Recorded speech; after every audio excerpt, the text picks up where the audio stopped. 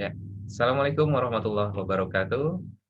Salam sejahtera untuk kita semua, teman-teman, mahasiswa-mahasiswi mata kuliah Dasar Manajemen dan Bisnis. Selamat bertemu kembali dengan saya Muhammad Sultan. Di kesempatan kali ini, saya akan memberikan sharing tentang 14 prinsip dasar manajemen. Hal ini merupakan buah pemikiran dari Henry Fayol. Beliau ini adalah tokoh manajemen terkemuka di generasi-generasi tahun 1914 sampai 1925. Jadi seangkatan sama ini ya, Abraham Maslow dan Adam Smith. Jadi Henry Fayol ini seorang teoris manajemen dari Prancis. Fayol adalah salah satu kontributor yang paling berpengaruh dalam konsep manajemen atau ilmu administrasi modern. Jadi kalau kita mengenal prinsip manajemen klasik, beliau salah satu uh, pengemukanya ya. Jadi ini cukup menjadi sesuatu yang bisa kita pelajari teman-teman semua. Oke, langsung saja saya share screen-nya. Silahkan kalian perhatikan di sini bahwa Fayol adalah seorang yang berkebangsaan ini ya, Prancis ya. Sebelumnya beliau pernah juga tinggal di Turki dan merupakan salah satu tokoh ekonomi kepercayaan masyarakat Prancis. Oke, teman-teman, terdapat 14 hal yang perlu kita perhatikan ketika kita ingin manajemen kita itu berhasil. Bagaimana caranya? Ada 7 hal pertama. Saya membaginya menjadi 7 hal pertama. Pertama, kita harus punya pembagian kerja, teman-teman. Jadi kalau teman-teman pernah dengar istilah the right man in the right place, dalam praktiknya karyawan ini memiliki spesialisasi ya, teman-teman, dalam bidang yang berbeda-beda, dan mereka karyawan-karyawan ini memiliki keterampilan yang berbeda juga. Nah, bagaimana masing-masing dengan keterampilan berbeda, dengan spesialisasi yang berbeda, ini kita satukan, kita bagi-bagi ke dalam job desk hal-hal yang perlu mereka lakukan. Nah, tingkat keahlian yang berbeda ini dapat dibedakan dalam bidang pengetahuan, mulai dari generalis hingga spesialis. Pengembangan pribadi dan profesi harus saling mendukung nih teman-teman nih. Mendukung seluruh kegiatan dari perusahaan yang tengah kita targetkan, yang tengah kita rencanakan. Nah, kalau menurut Henry Fayol, meningkatkan efisiensi tenaga kerja dapat meningkatkan produktivitas. Efisiensi tenaga kerja dapat meningkatkan produktivitas. Nah, bagaimana caranya melakukan efisiensi tenaga kerja? Ya, iya, semakin sedikit tenaga kerjanya, semakin murah juga ongkos produksinya, seperti itu ya. Ini sih memang secara kalkulasi jumlah karyawan yang banyak itu akan menjadi ini juga ya, pengeluaran yang banyak juga buat perusahaan. Lalu ketika kita bicara spesialisasi tenaga kerja, kita bisa meningkatkan akurasi dan kecepatan tenaga kerja tersebut.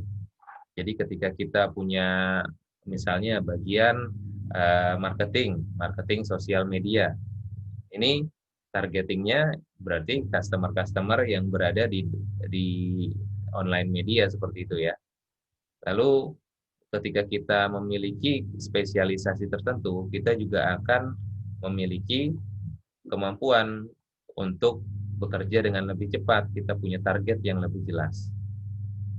Prinsip manajemen ini berlaku untuk kegiatan teknis, teman-teman, dan manajerial di setiap organisasi. Jadi, setiap manajemen kita punya hal yang harusnya ada spesialisnya.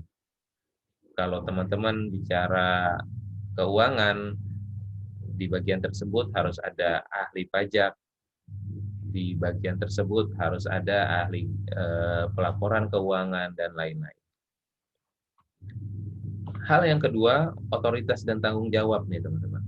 Jadi ketika kita bicara otoritas, kita akan melihat bahwa ilustrasinya seperti ini. Jadi dibagi siapa saja yang memiliki akses kepada hal-hal tertentu.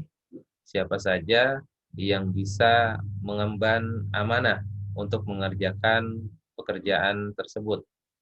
Kita nggak bisa main tunjuk satu orang untuk langsung ditugaskan kepada bagian-bagian tertentu.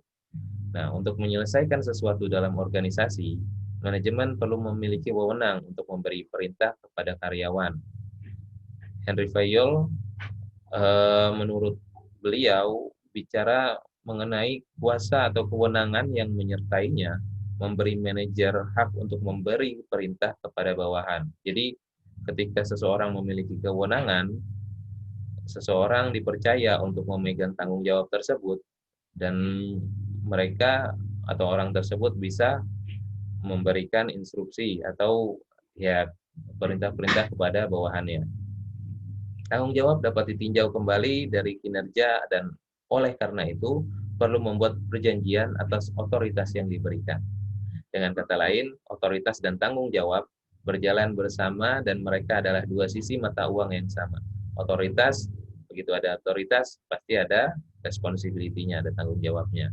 Begitu kita dipercaya untuk memegang satu hal, tentunya akan ada juga tanggung jawab yang harus kita berikan kepada atasan kita. Seperti itu kurang lebihnya. Lalu disiplin. Disiplin adalah prinsip ketiga dari 14 prinsip manajemen. Ini tentang kedisiplinan. Kalau kita bicara kedisiplinan, ini menjadi bagian inti nih teman-teman. Bagian inti dari misi dan visi untuk membentuk perilaku yang baik di dalam organisasi kita, yang baik untuk saling berinteraksi di dalam organisasi kita. Semakin kita disiplin, kita akan memberikan kontribusi yang baik juga di dalam manajemen. Ketika seseorang datang terlambat misalnya, lalu orang tersebut memegang peranan penting. Karena orang tersebut tidak ada, jadi acaranya tidak berjalan atau kegiatannya tidak berjalan. Nah, ini kan menjadi satu hal yang sangat ini ya, mengganggu sekali bagi organisasi. Jadi ketika pelanggaran disiplin terjadi, ke apa ya, tingkat saling menghormati di dalam organisasi tersebut juga akan terganggu. Jadi kita akan melihat seseorang yang misalnya tidak disiplin, jadi terasa kurang ini ya, kurang enak untuk dihormati seperti itu. Jadi kita akan mungkin memandang rendah orang, oh orang ini sering terlambat, jadi sepertinya kita tidak terlalu perlu respect sama orang ini. Jadi hal ini, kedisiplinan ini cukup memegang peranan penting di dalam sebuah manajemen. Prinsip manajemen ini sangat penting teman-teman. Jadi 14 poin ini bisa teman-teman jadikan sebagai acuan nih, bagaimana teman-teman memanage organisasi kelompoknya. Lalu kesatuan komando, unity of command.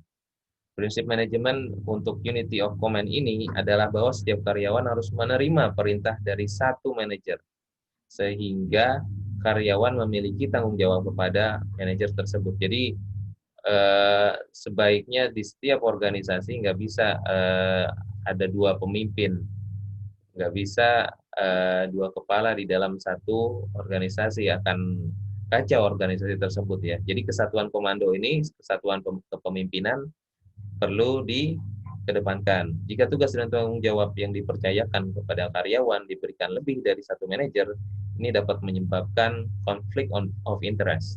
Jadi akan ada perbedaan silang pendapat, akan ada konflik-konflik internal yang terjadi ketika komandonya lebih dari satu. Lalu tentang kesatuan arah. Prinsip manajemen ini adalah tentang fokus dan kesatuan, teman-teman. Jadi ketika kita memiliki satu arah yang sama, kita akan berusaha untuk mencapai arah tersebut bersama-sama tentunya. Ini kita bicara tentang visi dari perusahaan. Nah, teman-teman, ketika kita eh, mencari sesuatu tujuan atau menginginkan pencapaian dari satu tujuan, hal tersebut akan mengarahkan kita kepada satu arah yang sama. Jadi kegiatan-kegiatan yang harus dijelaskan dalam rencana aksi pada akhirnya harus diarahkan kepada satu hal yang sama. Misalnya, target dari perusahaan A adalah peningkatan penjualan. Nah, berikutnya apa langkah selanjutnya? Berarti manajer-manajer di bawahnya harus berupaya untuk melihat visi itu, melihat tujuan untuk meningkatkan penjualan tersebut. Misalnya kalau manajemen ingin mengarahkan kepada peningkatan produktivitas karyawan di tahun ini, sementara para manajer masih memiliki tugas atau memiliki hal-hal yang arahnya berbeda. Misalnya mereka masih mengejar penjualan contohnya seperti tadi. Nah, ini nggak akan memiliki kesesuaian arah ya teman-teman ya. Seharusnya dengan prinsip bersama kita punya satu komando, punya satu tujuan untuk meningkatkan produktivitas seperti itu. Lalu berikutnya ada subordinasi kepentingan individu. Maksudnya apa ini? Jadi di dalam semua jenis kepentingan dalam suatu organisasi, organisasi ini perlu memiliki masing-masing pembagian-pembagian, teman-teman. Atau bisa kita bilang eh, apa istilahnya? Elemen-elemen atau separator-separator dari setiap kepentingan. Kita punya batasan-batasan. Ketika kita bicara batasan-batasan, Henry Fayol mengindikasikan bahwa kepentingan pribadi harus lebih rendah daripada kepentingan organisasi. Bisa ditangkap ya poinnya di sini ya. Jadi tolong ketika ada sebuah keperluan pribadi lalu dimasukkan ke dalam organisasi, ini akan mengacaukan organisasi tersebut. Nggak usah jauh-jauh. Organisasi pemerintahan kita aja. Ada kepentingan individu di dalam sebuah organisasi, misalnya Departemen Agama. Menteri Agama yang pernah ditangkap karena kasus korupsi, masih ingat siapa? Ya, Bapak X itu yang sudah ada di penjara sana. Jadi dia memiliki kepentingan individu di dalam kepentingan organisasi hingga akhirnya namanya jadi rusak karena kepentingan individunya tersebut. Seharusnya begitu dia di dalam organisasi, dia menjalankan kepentingan organisasi tersebut. Jadi kepentingan individu perlu ada, tetapi dilakukan di luar organisasi seperti itu. Ketika organisasi berjalan, ketika dia berada di dalam organisasi, entah itu organisasi rumah tangga, organisasi ke, ke kewargaan seperti RT atau RW atau organisasi perusahaan, kepentingan individu itu perlu dikesampingkan terlebih dahulu. Jadi tidak akan merusak tujuan bersama. Seperti itu. Lalu ini yang paling penting nih, penggajian. Hal yang membuat orang termotivasi dan menjadi lebih produktif biasanya adalah bonus atau peningkatan jumlah pendapatan ya. Jadi kalau kita bicara jenis penggajian, ada dua jenis penggajian, yaitu non moneter dan moneter. Jadi non moneter ini apa bentuknya? Contohnya seperti pujian, ucapan terima kasih, terus pemberian tanggung jawab yang lebih dan lain-lain. Ini hal-hal yang bersifat non material. Lalu berikutnya hal yang material berupa kompensasi, bonus atau kompensasi finansial lainnya. Ini adalah sebuah cara manajemen untuk memberikan remuneration atau pemberian hasil atau penggajian. Lalu berikutnya ada pemusatan.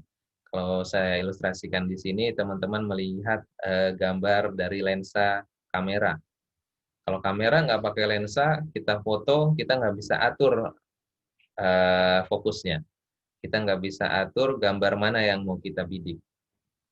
Jadi, ketika kita memiliki pemusatan, organisasi atau otoritas tertentu bisa mengambil keputusan yang seimbang. Tapi tergantung pada volume dan ukuran organisasi tersebut ya tentunya. Nah, sentralisasi berarti memetakan konsentrasi otoritas dalam pengambilan keputusan di manajemen puncak. Berbagai kewenangan untuk proses pengambilan keputusan dengan tingkat yang lebih rendah disebut sebagai desentralisasi. Jadi sentralisasi ya, pemusatan nih intinya. Ketika hal ini dilakukan, organisasi ini tentunya harus berusaha untuk menyeimbangkan bermacam hal di dalam komponen-komponennya. Ketika kita bicara pemusatan, kita perlu melakukan satu tugas yang jelas, satu hal yang pasti untuk kita tentukan. Contohnya begini, misalnya sebuah organisasi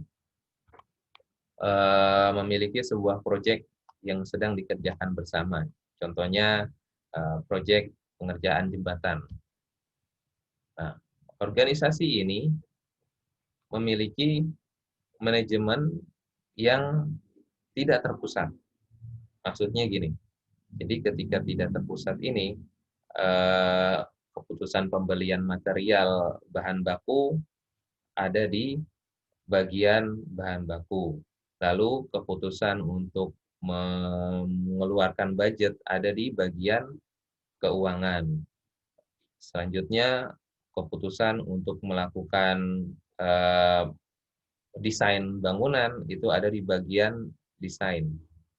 Nah, ini kan masing-masing punya ini ya, kemampuan-kemampuan spesialisasi tersendiri, tetapi ketika ada proyek berjalan lalu harus diputuskan oleh masing-masing individu yang tidak tersentralisasi, misalnya ketika desain sudah jadi, biayanya sekian, lalu bagian keuangan menolak hal ini karena tidak sesuai dengan hitungan-hitungannya. Nah, ini kan tidak bisa ini ya, proyeknya tidak akan bisa berjalan. Jadi perlu adanya satu pemusatan, misalnya di bagian ini dihandle oleh project management, project manager.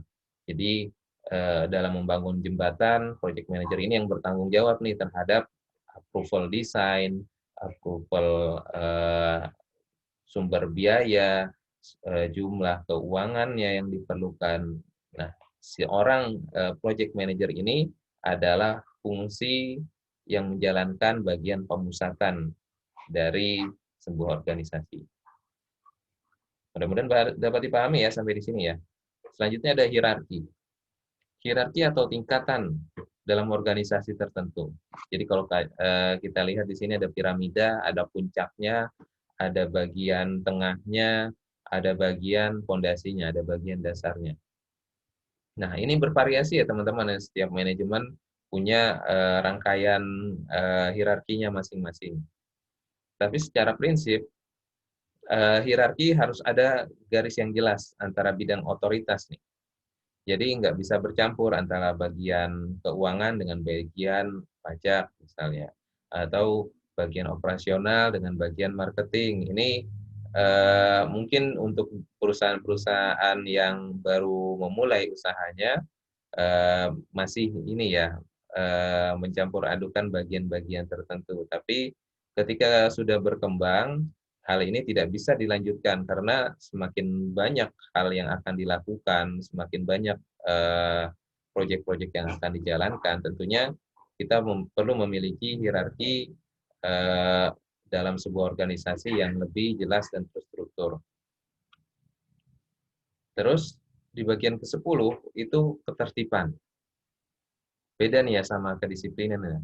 Kalau kita bicara ketertiban, itu ketika kita memiliki tugas di belakang untuk mengantri contohnya, ya kita tidak bisa menyalip antrian tersebut menjadi ke depan. Jadi sesuai dengan urutan-urutannya. Kalau memang pagi harus bangun pagi, ya kita bangun. Kalau misalnya ada kegiatan harus berangkat kuliah setelah bangun pagi, ya kita nggak bisa menyalipnya dengan kegiatan lainnya seperti mungkin main game atau yang lainnya. Nah, setiap urutan-urutan kegiatan ini harus kita atur dan dilaksanakan secara tertib. Karena apa? Menurut Henry Fayol lagi, ini masih bahasannya Henry Fayol ya. eh, Karyawan ini harus memiliki tatanan sosial tertata. Jadi ketika kita punya ini ya aturan sosial tersendiri, kita ketika kita melanggar, kita akan merasa bersalah, kita akan merasa bertanggung jawab sehingga lingkungan tersebut akan apa? Ketika semuanya terjaga, akan aman, akan rapi, akan bersih seperti itu. Jadi tertib ini juga menjadi salah satu kunci untuk mencapai kesuksesan di dalam sebuah organisasi, menurut Henry Fayol. Nomor 11, keadilan dan kejujuran. Ilustrasinya seperti ini nih. Ketika ada sebuah aturan yang keluar dari manajemen tentunya, ini harus kita pertimbangkan secara adil. Kenapa? Menurut Henry Fayol, karyawan harus diperlakukan dengan adil dan setara. Karyawan harus berada di tempat di organisasi untuk melakukan hal yang benar.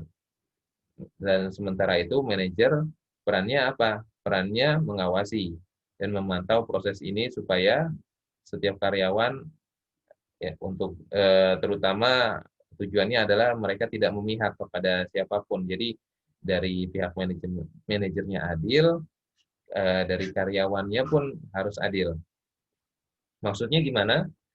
Ketika seorang yang bekerja di dalam perusahaan memiliki konflik, contohnya eh, kehidupan pribadi yang dibawa ke dalam kehidupan perusahaan. Jadi mungkin di dalam perusahaan tersebut ada cinlok ceritanya.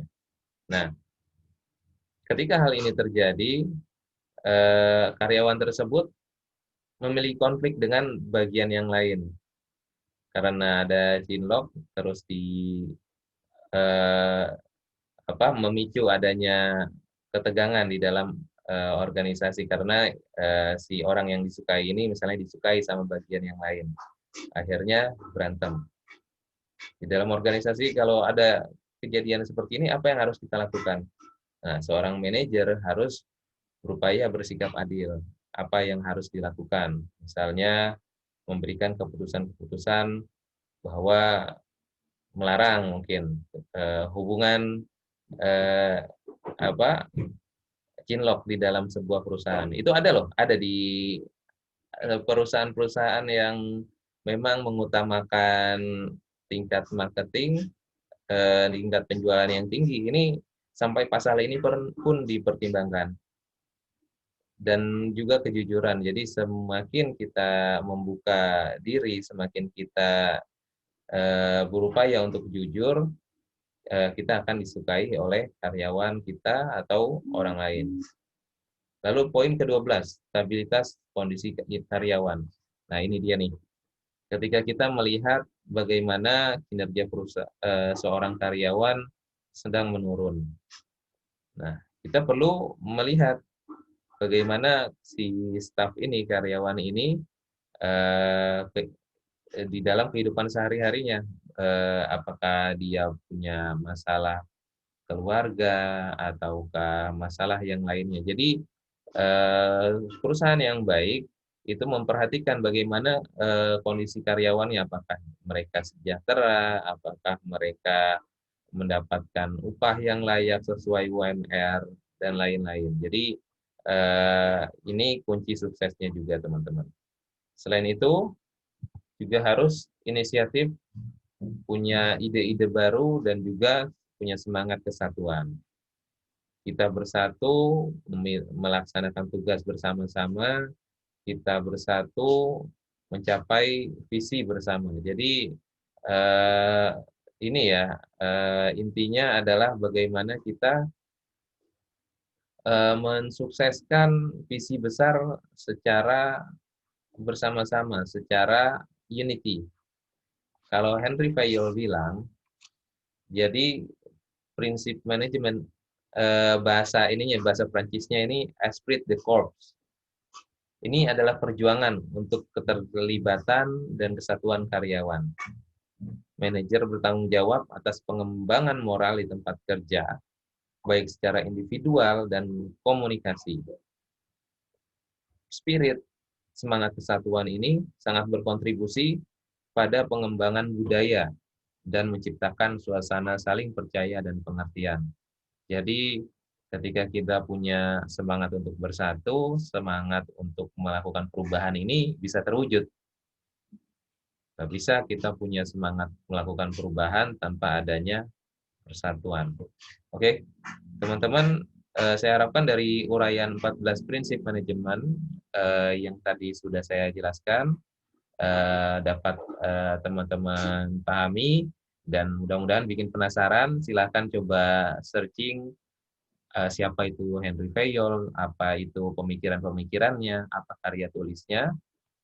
Dan bila teman-teman berminat, saya mengambil bahan-bahan ini dari buku Manajemen Perusahaan dan Bisnis. Bila teman-teman ingin mengetahuinya lebih lanjut, silakan komentar di bawah ini. Jangan lupa subscribe dan like. Kalau misalnya ini menginspirasi, silahkan kalian share ke teman-teman yang lain. Baik, saya kira saya cukupkan sampai di sini dulu. Kurang lebihnya mohon maaf. Wabillahi taufik wal hidayah. Assalamualaikum warahmatullahi wabarakatuh.